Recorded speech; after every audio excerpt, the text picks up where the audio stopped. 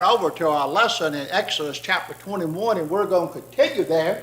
And we know while we're in Exodus 21, 22, and 23, we're going to be dealing with some more of the finer matters of the law. Matter of fact, when we get about halfway down through Exodus 22, probably next week, may even start on it today, I'm going to kind of shift gears a little bit, and we're just going to take a look at those verses because each one of them is just a statement about the law and its points. So there's a whole bunch of them in there, and we'll go through that very quickly, probably also in Genesis chapter 23. One of the first things I want to do this morning is just kind of refresh our memory about why study the old law. Why even look at it? Why even think about it? Because we know that we're not under that old law any longer. We are now under the law of grace and truth. Well, the Apostle Paul said this in Galatians chapter 3 and verse 24. Wherefore the law was our schoolmaster to bring us unto Christ, that we might be justified by faith. So what does a schoolmaster do? A schoolmaster guides. I think some translations use the term tutor. What does a tutor do? Well, a tutor instructs one in whatever the lessons may be. And so we find that schoolmaster leads us to Christ. We know in our own self that schoolmasters teach us 1 plus 1 is 2, right? And they take a great deal of time on teaching us those things. Well, that's only the beginning or the basis of it, isn't it? There are even greater sources of mathematics, isn't there? And you could say in this case that the law, it was in its basics and its infancy to bring us to the greater law or the greater mathematics, which is faith in Christ Jesus, okay? So we find that we can understand a lot more if we go back and look at the Old Testament and how we got to where we are to the New Testament and even today. So that law was our schoolmaster to bring us to Christ. As a matter of fact, sometimes there's some confusion over that thought. Jesus said it like this in Matthew chapter 5, beginning at verse 17. Jesus said, "Think not that I am come to destroy the law or the prophets. I am not come to destroy, but to fulfill." So when you go back and look at that old law, it's about Him, isn't it? It's to lead us to Christ. It's about Christ's coming. So what we're seeing here as we study these things is a fulfillment of that law. Now we know when we turn over to such chapters as Hebrews chapter 8, Hebrews chapter 9, Hebrews chapter 10, which is 3 great chapters to explain to us about the old law being nailed to the cross, because it was not possible that the blood of bulls and goats could take away sin. But we have a greater high priest that can take away sin for us, and that's Christ Jesus. And Jesus also said here, "For verily I say unto you, till heaven and earth pass, one jot or one tittle in no wise pass from the law till all be fulfilled." So really what Jesus is saying here, the old law is going to be fulfilled entirely. Nothing left out, nothing added to, nothing taken away. So whatever these things were written, they're going to be fulfilled completely in Christ Jesus. So that's why I study the Old Testament. As a matter of fact, you could take the Old Testament and just take a look at it and go to studying it, and there's not but one conclusion that you can come to, and that is Christ Jesus. So it makes you wonder. You really have to stop and think and wonder about the educated men of that day. The scribes, the Pharisees, the Sadducees, and all those learned men that were in charge of taking care of the law of Moses and directing the people in it. How did they miss it? How did they miss it? They missed Christ Jesus altogether. Well, you see, they had gone in there, in one sense, they had amended it to fit what they thought would be. And that would be, one of the primary things that they were looking for is an earthly king. Actually, when they asked, I done had a lapse of memory now, the prophet, Brother Con, that went to Samuel. Samuel, when he went to King Saul, you know, you know, they had to have a king, didn't they? They had to have a king. Samuel said, no, you don't want to do that. That was before King Saul. You don't want to do that. They wanted one. That's what it said. They wanted a king. Why did you want a king? Well, we want to be like the world around about us. We want to be like everybody else. You ever heard that statement people make? You know, sometimes children will say that to you. Well, I want to be like everybody else. Well, okay. Everybody else has got problems and heartaches and sorrows. Everybody else stuck their hand in the fire and got burnt. Won't you stick your hand in the fire and get burnt? That way you be like everybody else, right? And what did God tell the children of Israel through Samuel? You don't want to do that. You don't realize what you're asking for. A kingdom with a fleshly king has got to be maintained. In other words, today we would call what transpires next in those verses the taxation and burden that's put on people to maintain a kingdom. Back then, you know, it was a lot of physical things. Your daughters are going to be confectioners in the king's bakery. Your sons are going to be men of war, you know, and the stables have got to be kept up, and all these kind of things that go on within a kingdom. It's very burdensome to maintain a earthly kingdom, isn't it? But what did they say? We don't care. We want to be like everybody else. Well, you got to be like everybody else, and look what happened. That was really the beginning of the end of Israel, wasn't it? That point right there was the point of not turning back. And of course, we know that the kingdoms were carried away and finally destroyed. But my whole point with going down that path about that is we have to be careful in the church, don't we? We have to be careful not to modify the scriptures to suit our needs because we want to be like the world around about us. And I'm afraid that you see a lot of that going on in the church. You know, a lot of times you'll hear things named different that go on in the church, but it's the same thing as far as the world's concerned. You know, and I'll just use one that was quite popular, and I worked with a lady that was a member of one of the larger churches there in Montgomery, Churches of Christ, and it was real interesting that she always wanted me to come visit and hear her sing in the choir. Okay? Well, they don't call it a choir, it's called a chorus. What's the difference? Okay? What's the difference? And she brought me a picture one day of the ladies' choir, and with their long flowing robe, and it had CFC and in small letters, Church of Christ on it. So what have you become? You're starting to look like the world, aren't you? What makes you distinct? What makes you different? Well, it's not really a choir, it's a chorus. But when it's played out, what's the difference? And that's one of many things that we could talk about. What's the difference? So anyway, we find that this is why we study the Old Law, to see how we got where we're at to the New Testament and to see how we got to where we're at today. And so we're supposed to pick up in the 22nd verse of chapter 21 of Exodus. And what we're going to do briefly, if I can get my unit to work here.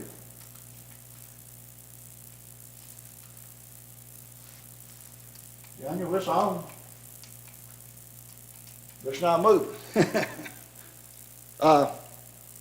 Anyway, so we'll go ahead and just take a look here at where we left off, and if Daniel set the overhead up, we'll back up for just a second. We left off at this 22nd verse, and what's going on here with these laws in chapter 20 and 21 and 22 and 23 and so on and so forth? Very often we think about the law of Moses. Thank you, Daniel. Think about the law of Moses, and immediately we think about the Ten Commandments, right? And that's true, the Ten Commandments, right? But it's more to it than just that. There's a lot more to it than just that.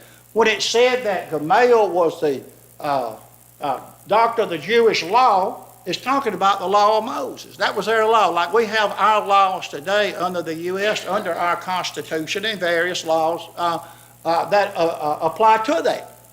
Well, it's the same thing here. They had an overview, if you will, a strong bullet point guide of what God expected out of them in the Ten Commandments. But up under that, he gave more specific direction as what he expected out of you to adhere to those 10 principles, okay? And so that's what we're seeing here. And it's a lot to it. But anyway, we find in verse 22 is where we left off. And it talked about if men strive and hurt a woman with child, so that her fruit depart from her, and yet no mischief follows, he shall be surely punished according as a woman's husband will lay upon him, and he shall pay as a judge determined. Okay. Stop right there, and let's just use this for a review. Okay. And I know it's kind of scattered this morning, but we're gonna get this mule hooked to these wagons, as Peggy's daddy used to say, Greg. Okay, you just wait. We're gonna get him there. Okay. We find that last week we talked about the law of Moses and the right of children, and about how unruly children were taken outside the city and stoned. But there was a little bit more to it, detail to it than that. When you turn over to Deuteronomy chapter 21, verses 18 through 21, we find that child had to be brought before the judges, okay? A man couldn't just arbitrarily go out there and stone his son. The judges had to get involved, and you do find that, like I say, in Deuteronomy 21, verses 18 through 21. This passage states that the parent did not have the right to carry out this punishment, but they were required to bring the accused child before the elders and judges of the city. Okay? So, there was a provision that was built into the law. As you turn over to Leviticus, Numbers, and Deuteronomy, you find more detail to what's said about here, okay? So this could turn out to be a very lengthy series of lessons of nothing but the law, okay? And we talked about that in pretty good detail. Another one that we talked about was about the conflict between generations that is important, about father and mother, cursing father and mother, and even killing father and mother. And that was done because of this fact right here. The law discouraged conflict between generations is important. Each elder generation, as they grow older, is at the mercy of the younger generation. If the younger generation is allowed to carry on open warfare with the older generation, the very foundations of society are shaken, as reflected in the fourth commandment. Some modern laws, including developing laws regarding euthanasia, may lead to the easy murder of the older generation by the younger. So we can kind of see in our society today the relevance of what's written here today, can't we? You know, there are laws here that protect the rights of everyone, okay? So that's why you have judges in these cases. And you know, you would stop and think, well, these are the people of God. They should have known, but they shouldn't know not to do all this. It's kind of ironic, isn't it, Daniel, that he has to spell out these laws of behavior and principles of morality and respect due to people. You know? So it is kind of ironic when you go back and look at it that God in his infinite wisdom knew that people were going to need a guide, right? They were going to need a guide. That's why we have the laws pertaining to the land, which are world laws or secular laws. And then we have the laws of the Bible pertaining to Christians, don't we? Because everybody's not going to be a Christian, right? In the old Bible, everybody wasn't going to be a follower of God, right? You had thievery, you had murder, you had all these things going on amongst those people that you have today. So God saw that he was going to have to lay down some law to them to help them stay in line, so to speak. And so we get down to Exodus 18:21, and we're talking about compensations for personal injury and things of that nature. And we talked about that, okay? About even though these laws are abused by some, these principles are still stand today. And that's about compensating people for wrongful injury, okay? Making people whole again. And we talked about that. And we talked about those laws that was laid down there about making restitution and compensation to people for things that happen, okay? These laws together paint a picture of servitude in ancient Israel. A servant was a person that was to be respected until their obligation was fulfilled. And we talked about the word slavery in the King James Version versus servitude, and that's what it is. It's servitude. You know, when you stop and think about it today, we're still servants. If I'm employed by someone and I work for someone, whose instructions do I take? The supervisors, right? The master. Sometime, Daniel, Reed, that might be, we might say, well, that old taskmaster I work for. You know, but we take those instructions and we're compensated for it. And if something happens to us while we're under their instructions, what's to be done today even? We're to be compensated for it, aren't we? And so we find that these laws, as I said before, are very relevant to what is going on today in the world. Now, I think this is where we left off. Come on. Now, this one gets real interesting, and I left it to be thought-provoking to us. We're going to read some of it, then I'm going to read you a couple other passages of Scripture. Brother Con, what that says is, hurt a woman with child, what punishment the husband desires and approved by the judges. And we're going to see what that is here in just a second. The verse actually says, if men strive and hurt a woman with child so that her fruit depart from her, and yet no mischief follows, he shall surely punished according as a woman's husband will lay upon him, and he shall pay as the judges determine. So that was restitution to be paid if a woman with child was injured when two men were striving together, okay? And that was done through the judges, wasn't it? Okay? So we can see those judges, they had a very important role in all this. To administer these laws that were set down by God. Now, if mischief follows is the one that kind of gets thought-provoking, if you will, and where we left it really last Sunday. If mischief follows, life for life. Men are striving together, and I take this, that there's men out there, maybe they get in an argument, and they get in confrontation with each other, and there's a woman that's pregnant with child, and she gets injured and all like that, then, compensation has got to be made for that. But this term mischief is kind of interesting when you look at it. If mischief follows, then thou shalt give life for a life.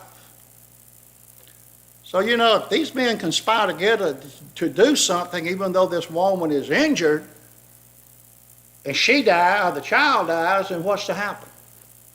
That's a death penalty. Okay? And what challenges your thought on that, what if she doesn't, if the baby's injured and she's not injured, what happens then? Now, I want you to think about that long and hard.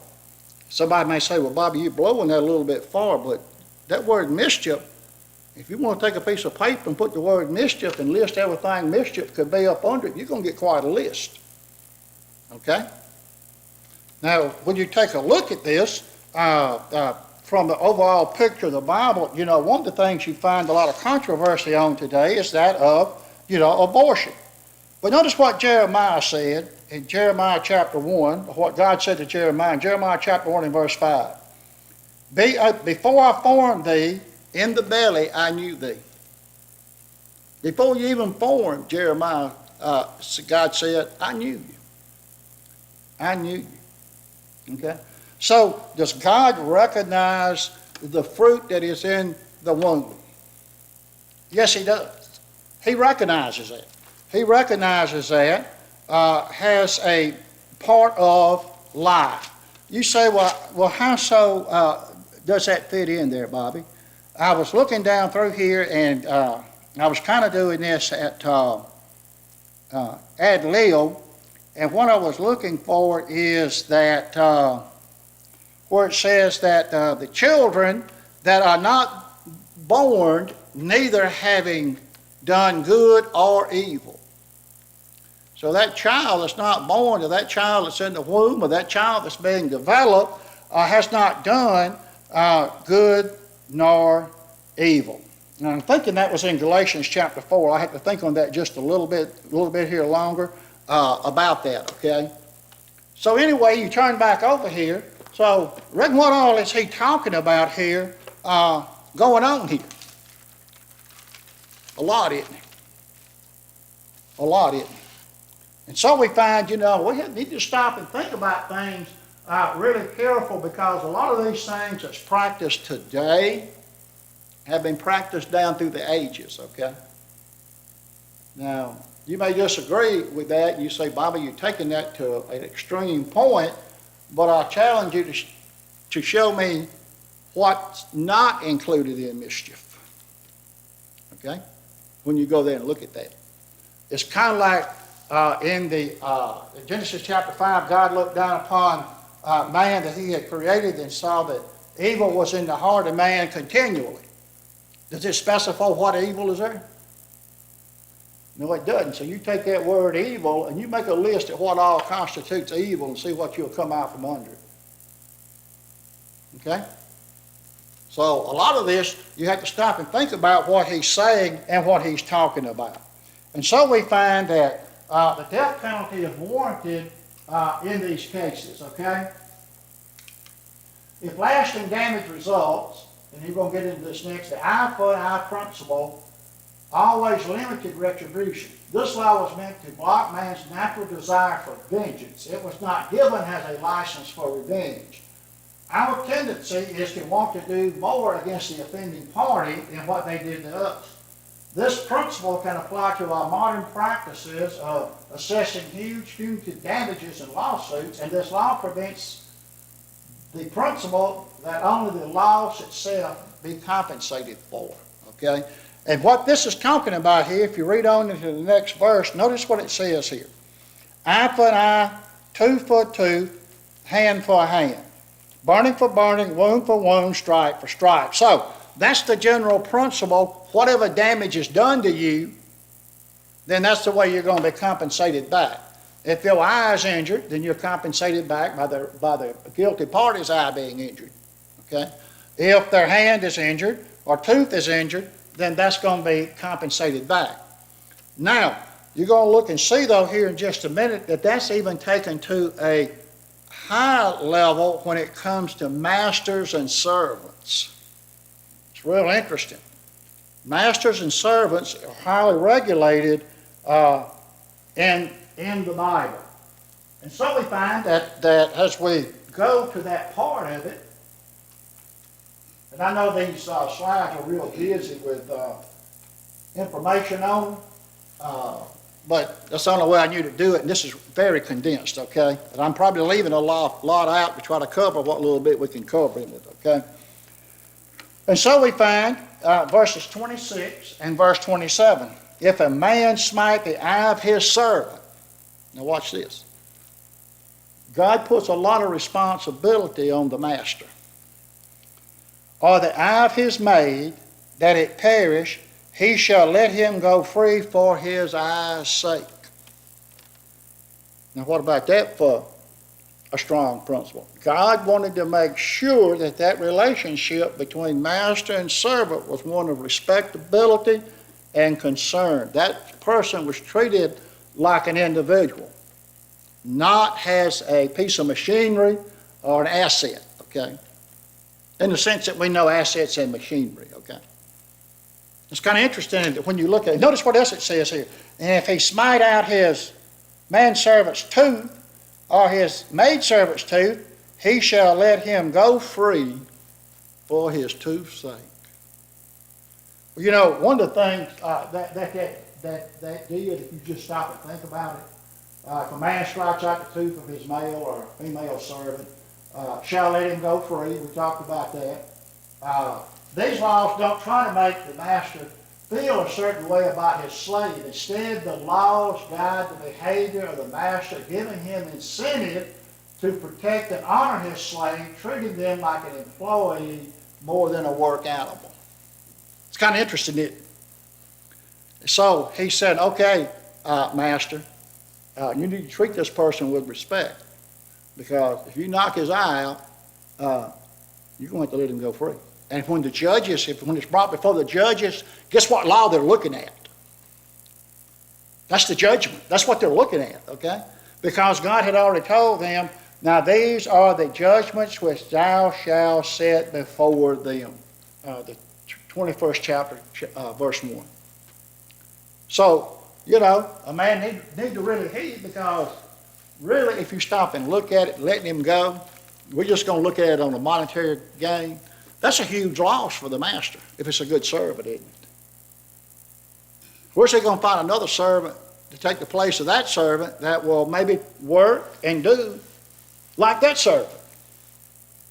So, you know, you're not only looking at letting that person go, but you're looking at the loss that you incur by losing that asset, if you will. Lack of a better term, Daniel. Okay? So, when we take a look at this, these things that's going on in the lives of these people were highly regulated. One of the things that we talked about in a discussion last week about laws and man and people being able to do what they want to do when they want to do it, and it's none of nobody's business what I do, that's the wrong attitude. You know why we have government? We have government because there has to be those in leadership to protect us from our own selves. Now I want you to think about that. To protect us from our own selves. Jeremiah said there's not a man to direct his steps, didn't he, Brother Connor? So, without laws and without rules, where were these people headed?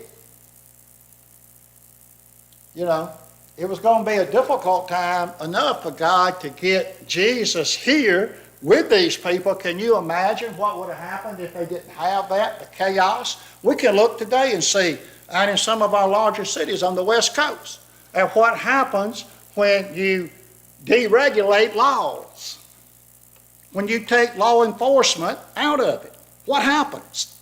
Chaos ensues. Mass chaos. So these things were put there to guide us. And yes, it's true, to regulate us against our own selves. Because we have a destructive nature in us, don't we? Physically, yes. What about spiritually? Boy, we can be very destructive spiritually too, can't we? You know? So we need these laws of God to keep us on the path of the straight and narrow, spiritually toward heaven, physically in line so society can exist and thrive, children can be born and grow up, be members of the church, the gospel being spread, so on and so forth. All these things are interwoven, okay? So that's what this was about. Especially when it goes to talking about some of the laws of retribution between master and servant. I'm going to pause for just a second. Any of you brethren got anything that you want to add to that or take away from it? I know I've been talking about it enough, and I'm trying to get this chapter covered.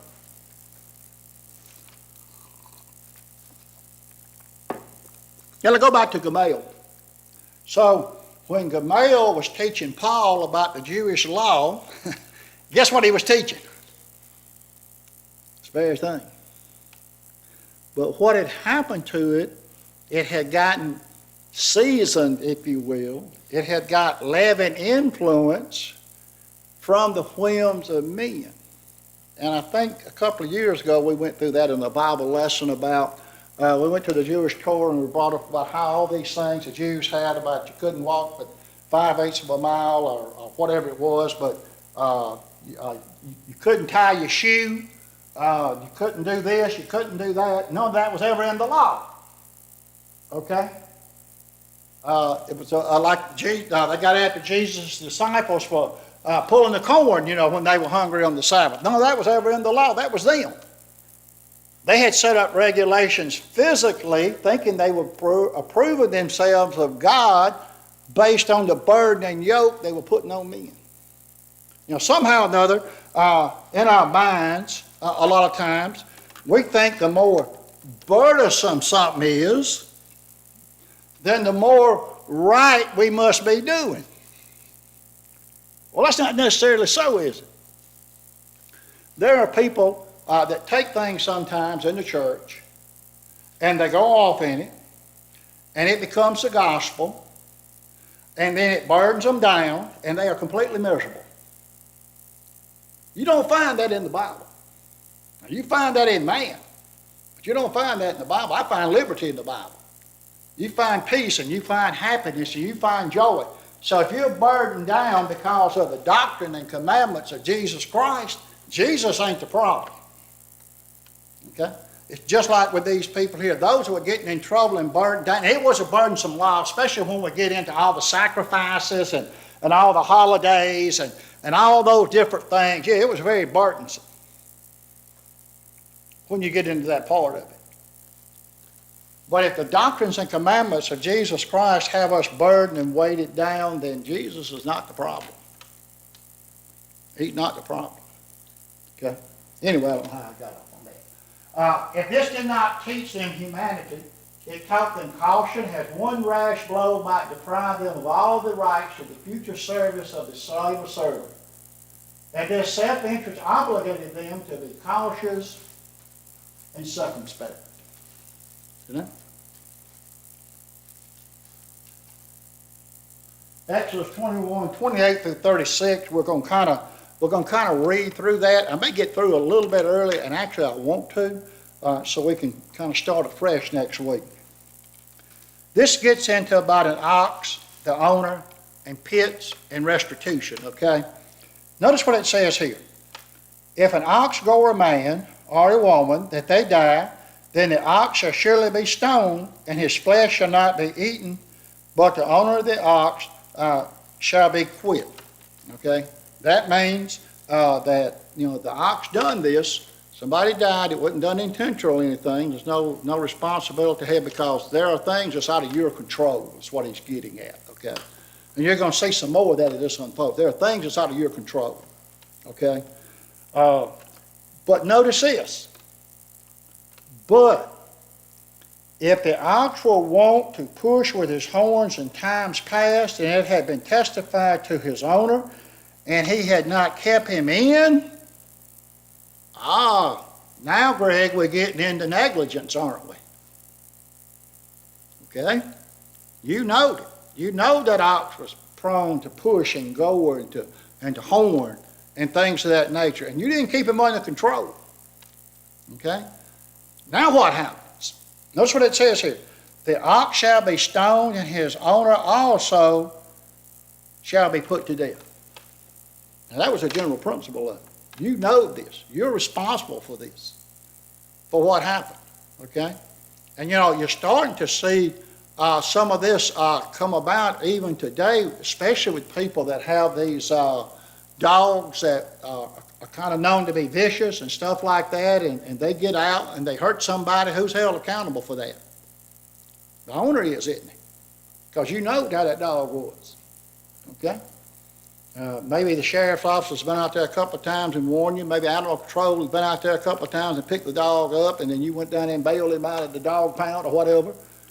But there was a problem with that dog. And now people are being held accountable. It's kind of like, getting behind the wheel of that car, intoxicated, you subject to hurt somebody, right? Well, what happens now today if that happens? Now, there are things that happen beyond our control. We're talking about things that we can control. You can control that. So who's held accountable for that injury? You are. You know better than to get behind that wheel intoxicated. Whether it be with alcohol, whether it be with prescription drugs, or non-prescription drugs, okay? So you can see how these principles are laid out. But we find, though, if there be laid on him a sum of money. Now, what if restitution can be made with the family? What if you can work that out, that some restitution is made, and you can pay the family for the damages that's done? Notice what it says here. Then he shall give for the ransom of his life whatsoever is laid upon him. And we run into that sometimes, don't we? Where things happen and there should be a severe penalty for it, but the family works it out, and the judges are involved in this, okay? And it's worked out to where compensation is made and everybody moves on, okay? So it just wasn't a blank to the point, the ox gored, killed, you die. There's a little bit more to it than that, and as we get over into other books of this, of the Bible, we're going to see how this unfolds, okay? But I thought it was real interesting that it talked about an ox goring somebody, but it was one of those things that happened for whatever reason, but there was no malice involved in it. There was nothing the owner did. The owner didn't know that ox was going to do that, you know? And I think we've all experienced something like that on our day-to-day basis in our life, you know. Maybe something happens and we're kind of like, well, I didn't know that was going to happen, you know. But now if it can be proved that you knew, that's a different story, isn't it? And this is what you get into, too, with the law of Moses.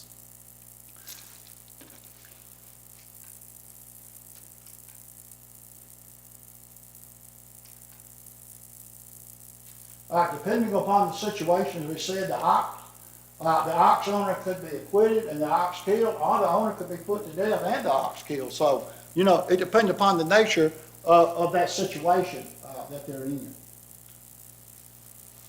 Notice what it says here too. Verse 31. Whether he have gored a son or gored a daughter, according to this judgment shall it be done unto him. Okay, according to the judgment that's laid out. If the ox shall push a manservant or a maidservant, he shall give unto their master 30 shekels of silver, and the ox shall be stoned. So one of the things you're looking at here, some injury took place, maybe not gored, maybe the ox knocked that person down or done some injury to them, then compensation was going to be made for that. No, maybe you fell and you sprained your wrist, 30 pieces of silver, okay? 30 shekels of silver. You know, and so there was compensation to be made for this. You know, you stop and think about that 30 shekels of silver. You know, what was Jesus betrayed for? 30 pieces of silver, wasn't it? He sure was. And it goes on to say, I'm going to have to move on. And if a man shall open a pit, or if a man shall dig a pit and not cover it, and an ox or an ass fall therein, the owner of the pit shall make it good and give money unto the owner, and the dead beast shall be his. Okay? Now this digging a pit, what was that used for? Well, a lot of times pits were dug to store different products in. Okay? A lot of times pits were even dug as a type of prison or containment for criminals. Okay? And a lot of times pits were dug, and we've seen this done, where they caught water and stuff like that. So if you dug a pit, you're responsible for that pit.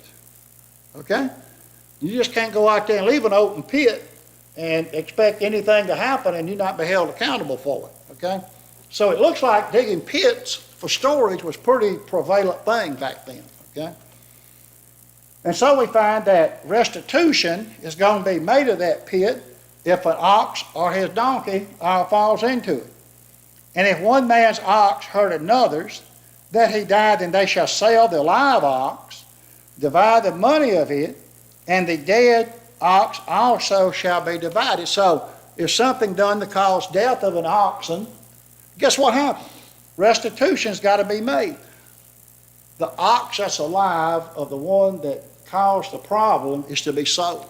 Now you hear some of that today about a lot of times when something happens and people are found to be willful in their conduct, not negligence, Greg, willful in conduct, although negligence can come into this, okay? What happens a lot of times? Maybe we have to sell a good to pay restitution, right? Yeah. Maybe we have to sell a good to pay restitution. And divide the money, you know, they were going to divide the money between them, and the dead ox also shall be divided. Okay?